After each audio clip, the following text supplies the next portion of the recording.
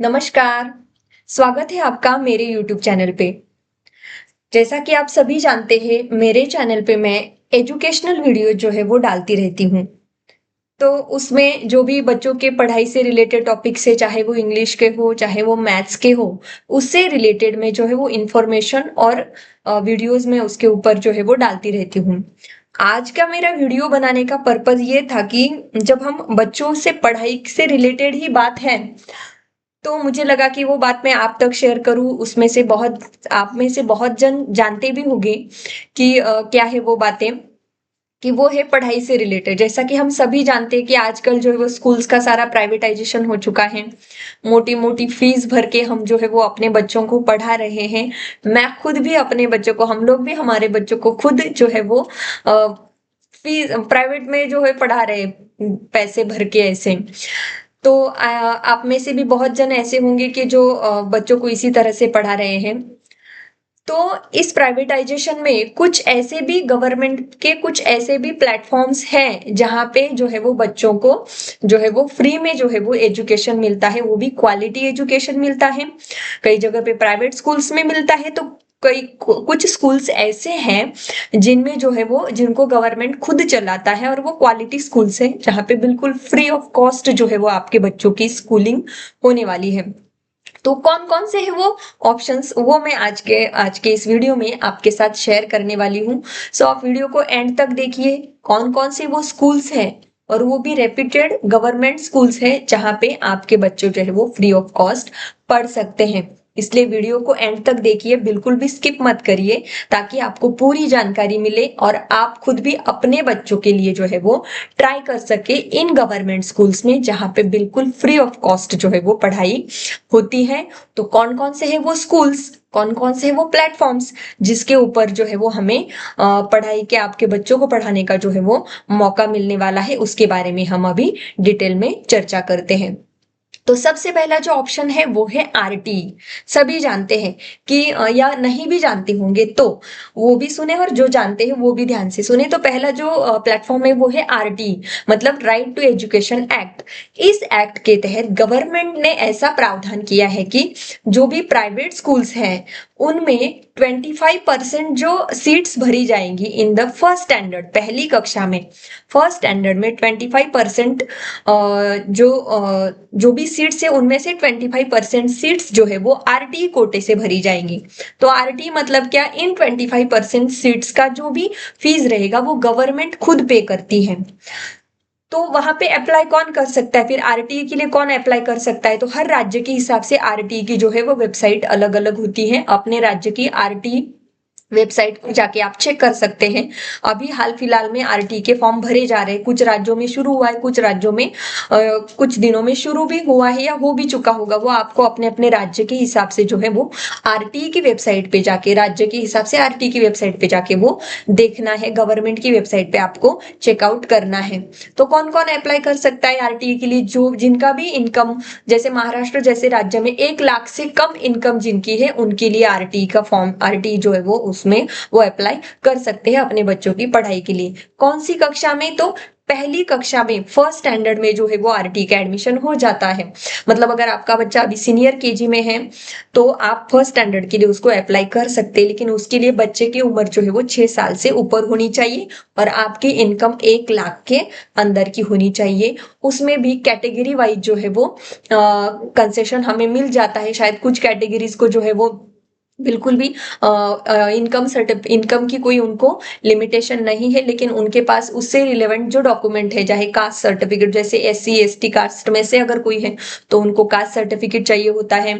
अगर कोई ओबीसी या एसबीसी में से कोई है तो उनको कास्ट सर्टिफिकेट प्लस उनका नॉन क्रेमिलियर जो है, मतलब जिससे उनकी इनकम पता चलती है कि वो बैकवर्ड में या बैकवर्ड, इकोनॉमिकली बैकवर्ड क्लास में आते हैं कि नहीं है। तो उस हिसाब से जो रिलेवेंट डॉक्यूमेंट्स है वो आप अगर आपके पास है तो आप उसमें बैठते हैं तो आप उसके लिए अप्लाई कर सकते हैं। उसके लिए आप अपने अपने स्टेट की जो भी गवर्नमेंट की वेबसाइट है या सर्च करके आप आरटी, अपने राज्य जैसे कि आरटी महाराष्ट्र, महाराष्ट्र गवर्नमेंट, इस हिसाब से आप उसको क्या कर सकते हैं, चेक करके जानकारी हासिल करिए। और अपने बच्चों के लिए आप कोशिश कर सकते हैं, ताकि आप अपने बच्चों की फ्री में पढ़ाई, वो भी क्वालिटी एजुकेशन आप वहां पे अपने बच्चों को भी पा सकते हैं, अगर आपकी इनकम कम है तो। दूसरा ऑप्शन है केंद्रीय विद्यालय। केंद्रीय विद्यालय जो होता है गवर्नमेंट के, आई थिंक हर राज्य के हर जिले में वो ये केंद्रीय विद्यालय होता है। ये केंद्रीय विद्यालय जो होता है, ये जो सेंट्रल गवर्नमेंट के जो एम्प्लॉय होते हैं, या जो आर्मी वाले सेंट्रल गवर्नमेंट के जो एम्प्लॉय होते हैं, फौज में रहने वाले लोग और अदर भी एम्प्लॉय जो सेंट्रल गवर्नमेंट के अंडर आते हैं, उन एम्प्लॉय के बच्चों के लिए जो है ये केंद्रीय विद्यालय का प्रावधान गवर्नमेंट ने किया है। ये हर जिले के क्षेत्र में हमें ये देखने को मिलता है। इसमें भी अगर सेंट्रल गवर्नमेंट के जो एम्प्लॉय है, उनके अलावा अगर कुछ सीट्स अगर खाली रहती है, तो वो सीट्स जो है वो अदर स्टूडेंट्स के जरिए जो है वो भरी जाती है। दूसरे भी मतलब आम आदमी के भी बच्चे वहां पे अप्लाई कर सकते हैं, उनके लिए भी उनका जो है वो कोटा डिवाइड कर दिया गया है, कैटेगरी वाइज उसको डिवाइड करके उसको दिया गया है कि कौन कौन अप्लाई कर सकता है।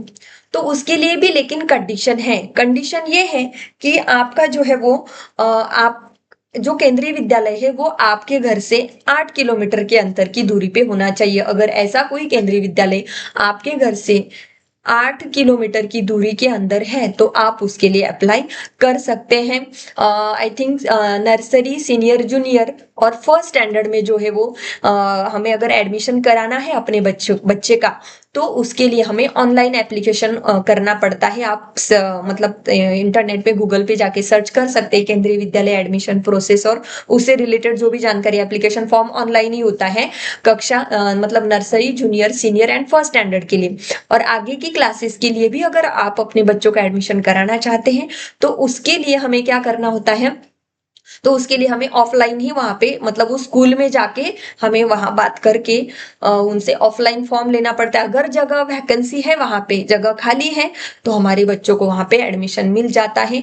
एकदम लिटरली 400-500 की फीस में जो हमारे बच्चों का वहां पे एडमिशन हो जाता है। सारी अच्छे से वहां पे एजुकेटेड स्टाफ रहता है, अच्छी वहां पे जो है वो पढ़ाई आपके बच्चों को मिल सकती है। सीबीएसई बोर्ड रहता है वहां पे। तो ये एक हो गया। और तीसरा मैं आपको एक ऑप्शन बताना चाहूंगी, वो है नवोदय विद्यालय। बहुत जनों ने सुना होगा, नहीं सुना होगा तो भी मैं जानकारी दे ही रही हूँ, आप सुनो इसको। तो नवोदय विद्यालय जो है ये भी सेंट्रल गवर्नमेंट के अंडर में आते हैं। तो ये नवोदय विद्यालय अब किन के लिए बनाए गए, जो रूरल एरिया से आने वाले बच्चे हैं, या छोटे शहरों से, छोटे गांव से आने वाले, लेकिन पढ़ाई में तेज रहने वाले जो बच्चे होते हैं, कि पढ़ने में अच्छे हैं, तो उनके लिए गवर्नमेंट ने ये नवोदय विद्यालय का, जवाहर नवोदय विद्यालय का जो है वो प्रावधान किया है। अब यहाँ पे एडमिशन लेने के लिए हमें क्या करना होता है, तो अगर हमें अपने बच्चों को यहाँ पे एडमिशन, हमें यहाँ पे 6 स्टैंडर्ड से जो है वो एडमिशन मिलता है। 6 स्टैंडर्ड से लेकर 12th स्टैंडर्ड तक हमारे बच्चे की पढ़ाई वहां पे होती है। पहली बात, ये स्कूल रेसिडेंशियल होते हैं, मतलब हमारे बच्चे वहां पे हॉस्टल में ही रह के उनकी जो है वो पढ़ाई होती है। तो यहाँ पे एडमिशन कैसे मिलता है, यहाँ पे एडमिशन का प्रोसेस क्या है, तो यहाँ पे एडमिशन का प्रोसेस जो होता है, वहां पे बच्चों को जो है वो एग्जाम देनी पड़ती है। नवोदय विद्यालय समय समय पे जो है वो एग्जाम्स लेता है। आई थिंक जनवरी में या दिसंबर जनवरी के बीच में ये नवोदय विद्यालय के फॉर्म जो है वो भरे जाते हैं। 5th स्टैंडर्ड में जो बच्चा, समझो आज जो 5th स्टैंडर्ड में बच्चा है, वो एग्जाम के लिए एप्लीकेबल रहता है। और वो एग्जाम की तैयारी करके एग्जाम में जैसा स्कोर आएगा, उस हिसाब से जो भी उनका मेरिट होगा, उस हिसाब से बच्चे का सिलेक्शन होता है, और आपका बच्चा जो है वो नवोदय विद्यालय के में पढ़ने के लिए रेडी हो जाता है। तो उसकी भी जानकारी आप उस वेबसाइट पे जाके, वहां पे जाके आप देख सकते हैं। मैं डिस्क्रिप्शन में नवोदय विद्यालय, केंद्रीय विद्यालय की वेबसाइट जो है वो डाल दूंगी। फिर भी आपको अपने स्टेट वाइज उसको चेकआउट करना है। जानकारी और चाहिए, अगर चाहिए आपको जानकारी, तो आप मुझे कमेंट करके बता दीजिए, मैं आपके लिए वो भी वीडियो आपके लिए लेके आऊंगी। तो ये थे वो ऑप्शंस जहां पे हम अपने बच्चों को मतलब बिना फीस के अच्छी क्वालिटी की शिक्षा जो है वो प्रोवाइड कर सकते हैं। ये 2-3 ऑप्शन जिनकी जानकारी मुझे थी, मुझे लगा कि मुझे आपके साथ भी शेयर करनी चाहिए, ताकि आपको भी जानकारी मिले। और आपके अगर आसपास में कोई केंद्रीय विद्यालय है, या आपका बच्चा पढ़ने में अच्छा है, नवोदय विद्यालय जैसी एग्जाम्स देके भी वो वहां पे जा सकता है, तो उसके भी वो काम आ जाएगा। और आरटी का तो सबको पता ही है, नहीं पता होगा, कम इनकम वाले लोग जो है वो आरटी के लिए अप्लाई कर सकते हैं। अपने एरिया के 1 किलोमीटर के दूरी पे जो भी प्राइवेट स्कूल्स है, हमें कोशिश मतलब इंक्वायरी भी करनी है कि वो स्कूल आरटीए के अंतर्गत आता है कि नहीं। तो हमें वहां पे, लेकिन बहुत से स्कूल है कि वहां पे गवर्नमेंट ने मतलब ये कर दिया है, कंपल्शन कर दिया है कि 25% जो सीट्स हैं हर स्कूल को, हर प्राइवेट स्कूल को, जो मतलब खुद से ही, खुद पेरेंट्स से फीस लेकर जो स्कूल रन करते हैं, उनको भी क्या करना है, 25% जो है वो आरटीई से क्या करने होते हैं, पोस्ट जो है या जगह जो है वो भरनी होती है। और उसके लिए गवर्नमेंट जो है वो फीस भी पेड करता है। कोई स्कूल वालों को कोई फ्री में वो भी नहीं कराते हैं, गवर्नमेंट सारी जो फीस रहेगी वो उनको गवर्नमेंट पेड कर देता है। सो आप ट्राई करिए, इन तीनों में से कोई भी एक स्कूल आपके लिए अगर मिल जाता है तो मेरे लिए खुशी की बात है कि आपको मेरा मेरा वीडियो कुछ काम में आ गया। सो आपको जानकारी कैसे लगी ये मुझे आप जरूर बताएं। मेरे वीडियो को लाइक कर दीजिए, चैनल को सब्सक्राइब कीजिए, चैनल पे नए हो तो। मैं पढ़ाई से रिलेटेड और भी इसी तरह के इंफॉर्मेटिव वीडियो जो है वो आपके लिए लाने की कोशिश कर रही हूँ, बट आपके सपोर्ट की मुझे ज़रूरत है। वीडियो कैसा लगा कमेंट करके बताइए, और कोई आपको डाउट है इस बारे में और कुछ जानकारी चाहिए तो वो भी मुझे आप कमेंट करके बता सकते हैं।